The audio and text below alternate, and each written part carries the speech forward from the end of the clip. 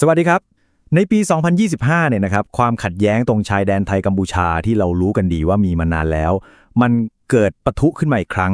แต่เรื่องที่น่าแปลกใจมากๆเลยก็คือผลกระทบของเรื่องนี้เนี่ยมันไม่ได้อยู่แค่ในภูมิภาคเรานะครับแต่มันดังไปไกลถึงเกาหลีใต้เลยกลายเป็นประเด็นถกเถียงกันอย่างร้อนแรงในสังคมของเขาเลยแหละครับเอาละครับคำถามสำคัญของเรื่องที่เราจะมาคุยกันวันนี้ก็คือสงครามชายแดนที่อยู่ห่างออกไปทั้ง 4,000 กิโลเนี่ยทำไมคนเกาหลีใต้ถึงอินกับเรื่องนี้มากเป็นพิเศษถึงขั้นเลือกข้างกันอย่างชัดเจนเลยอะไรคือเหตุผลเบื้องหลังปรากฏการณ์นี้กันแน่ครับคือต้องบอกอย่างนี้ก่อนนะครับว่าสิ่งที่น่าประหลาดใจมากๆก็คือท่าทีของคนเกาหลีใต้ส่วนใหญ่เนี่ย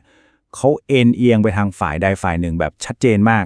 ทั้งที่ถ้ามองเผินๆแล้วเนี่ยประเทศของเขาเนี่ยไม่ได้มีส่วนได้ส่วนเสียโดยตรงกับความขัดแย้งนี้เลยนะครับแล้วกราฟนี้ก็คือคำตอบที่ชัดเจนเลยครับจะเห็นเลยว่ากระแสสังคมส่วนใหญ่เนี่ยเทไปทางสนับสนุนประเทศไทยแบบท่วมท้นเลยส่วนฝ่ายที่สนับสนุนกัมพูชาหรือเลือกที่จะเป็นกลางเนี่ยมีน้อยมากจริงๆครับซึ่งมันเป็นอะไรที่ไม่ค่อยเกิดขึ้นบ่อยนักนะครับสำหรับความขัดแย้งที่อยู่ไกลตัวพวกเขาขนาดนี้แล้วอะไรล่ะที่เป็นแรงผลักดันจริงๆต้องบอกว่ามันไม่ใช่เรื่องประวัติศาสตร์ไม่ใช่เรื่องภูมิรัฐศาสตร์หรือเรื่องปราสาทพระวิหารเลยครับแต่เหตุผลมันมาจากกรอบความคิดที่ว่าความปลอดภัยต้องมากก่อนซึ่งมันเป็นภัยคุกคามที่เกิดขึ้นโดยตรงกับคนเกาหลีเองเลยครับและนี่แหละครับคือหัวใจของเรื่องทั้งหมดเลยเหตุผลที่แท้จริงที่ขับเคลื่อนความคิดเห็นของคนเกาหลีก็คือปัญหาเศรษฐกิจสีเทาจากแก๊งคอลเซ็นเตอร์ข้ามชาติที่มีฐานปฏิบัติการอยู่ในพื้นที่แถบชายแดนนั่นเองครับ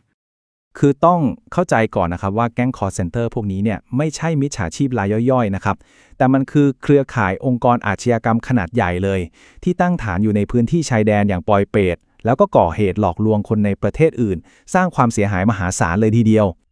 ผลกระทบที่เกิดขึ้นกับคนเกาหลีเนี่ยมันรุนแรงและเป็นเรื่องใกล้ตัวมากๆครับหลายคนสูญเสียเงินเก็บทั้งชีวิตไปกับแก๊งพวกนี้แต่ที่มันเลวร้ายไปก่อนนั้นก็คือมีรายงานว่าคนเกาหลีถูกลักพาตัวไปทำงานให้กับแก๊งพวกนี้ด้วยนะครับเรื่องนี้เลยกลายเป็นภัยคุกคามโดยตรงต่อชีวิตและทรัพย์สินของพวกเขาไปเลย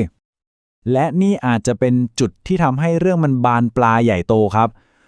มันมีข้อกล่าวหาที่หนักมากว่ารายได้จากแก๊งอาชญากรรมทุกนี้อาจจะเชื่อมโยงไปถึงผู้มีอิทธิพลหรือนักการเมืองระดับสูงในกัมพูชาซึ่งการรับรู้เรื่องนี้เนี่ยแหละครับเป็นปัจจัยสำคัญเลยที่ทำให้คนเกาหลีมองกัมพูชาในแง่ลบอย่างมากเอาแล้วครับพอเราเข้าใจมุมมองของฝั่งเกาหลีแล้วเนี่ยทีนี้เราลองย้อนกลับมาดูที่ต้นตอของความขัดแย้งระหว่างไทยกับกัมพูชากันสักหน่อยดีกว่าเพื่อให้เห็นภาพรวมว่าเรื่องราวมันมีที่มาที่ไปที่ซับซ้อนแล้วก็ยาวนานขนาดไหนไทม์ไลน์นี้สรุปให้เห็นภาพชัดเลยนะครับว่าความขัดแย้งนี้มันอย่างรากลึกมาเป็น100 ปีแล้วตั้งแต่สมัยแผนที่ยุคอาณานิคมมาถึงคำตัดสินของศาลโลกในปี 1962 จนเกิดการปะทะรุนแรงในปี 2011 แล้วก็กลับมารุนแรงอีกครั้งในปี 2025 เนี่ยแหละครับพอมาถึงการปะทะรอบล่าสุดเนี่ยก็แน่นอนครับว่าแต่ละฝ่ายก็มีมุมมองของตัวเอง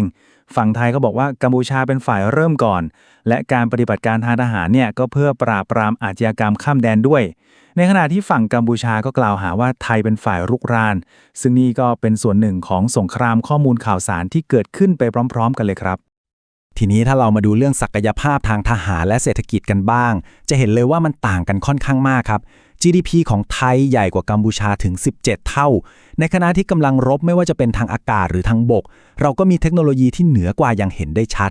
ซึ่งความไม่สมดุลตรงนี้แหละครับที่เป็นตัวกำหนดรูปแบบของความขัดแย้ง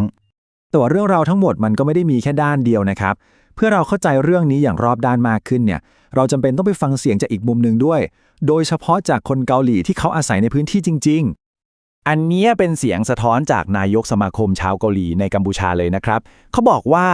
สื่อหรือยูทูบเบอร์ในเกาหลีบางคนเนี่ยสร้างข่าวปลอมที่เกินจริงไปมากแล้วก็มองภาพความขัดแย้งแบบง่ายๆตื้นๆเกินไปคือไปสรุปเอาเลยว่าไทยอยู่ฝั่งอเมริกากัมพูชาอยู่ฝั่งจีนซึ่งในความเป็นจริงแล้วความสัมพันธ์ในภูมิภาคนี้มันซับซ้อนกว่านั้นเยอะครับฝั่งกัมพูชาก็พยายามจะแก้เกมนะครับพยายามจะสร้างภาพลักษณ์ที่ดีในสายตาคนเกาหลีแต่ดูเหมือนว่าจะผิดจังหวะไปหน่อยคือมีการปล่อยคลิปผู้หญิงเกาหลีมาขอรับบริจาคเลือดซึ่งสื่อเกาหลีใช้คำว่าตึงกึมออฟชี่ตึงกึมออฟชี่เลยนะครับแปลง่ายๆก็คือไม่มีปีมีขลุ่ยหรืออยู่ดีๆก็โผล่มาได้ยังไงมันเลยถูกมองว่าเป็นการกระทำที่ไม่จริงใจแล้วก็หวังผลทางการเมืองมากกว่าครับเอาละครับทีนี้มาดูท่าทีของรัฐบาลเกาหลีใต้กันบ้าง ซึ่งต้องบอกเลยว่าตกอยู่ในสถานการณ์ที่กลืนไม่เข้าคายไม่ออก คือต้องพยายามหาจุดสมดุลระหว่างการปกป้องพลเมืองของตัวเองกับความสัมพันธ์ระหว่างประเทศ ซึ่งมันไม่ใช่เรื่องง่ายเลย ลำดับเหตุการณ์มันเป็นอย่างนี้ครับขั้นแรกเลยเนี่ยประธานาธิบดีเกาหลีใต้โทรคุยกับนายกของไทยโดยตรงเลย เพื่อร่วมมือกันปราบแก๊งคอร์เซนเตอร์พอข่าวนี้ออกไปเท่านั้นแหละครับนายกคุณมาเน็ตของกัมพูชาก็ออกมาแสดงความไม่พอใจอย่างรุนแรง บอกว่านี่เป็นการแทรกแซงสุดท้ายรัฐบาลเกาหลีใต้ก็เลยต้องให้ความสำคัญกับความปลอดภัยของคนในชาติก่อน โดยการออกคำเตือนการเดินทางระดับ 3 ซึ่งก็คือแนะนำให้ออกจากพื้นที่ชายแดนเลยครับตารางนี้สรุปให้เราเห็นภาพชัดขึ้นไปอีกครับคือพอมีการสู้รบกันจริงจังเนี่ยเกาหลีใต้ก็ต้องออกคำเตือนการเดินทางเพื่อปกป้องคนของเขาในขณะเดียวกันพอไทยให้ความร่วมมือในการปราบแก๊งคอร์เซนเตอร์แต่กัมพูชากลับแสดงท่าทีไม่พอใจมันก็เลยดึงให้เกาหลีใต้เข้ามาพัวพันกับข้อพิพาทนี้อย่างเลี่ยงไม่ได้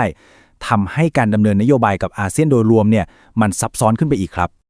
สุดท้ายแล้วเรื่องราวทั้งหมดนี้มันก็ทิ้งคำถามใหญ่ๆไว้ให้เราคิดนะครับว่า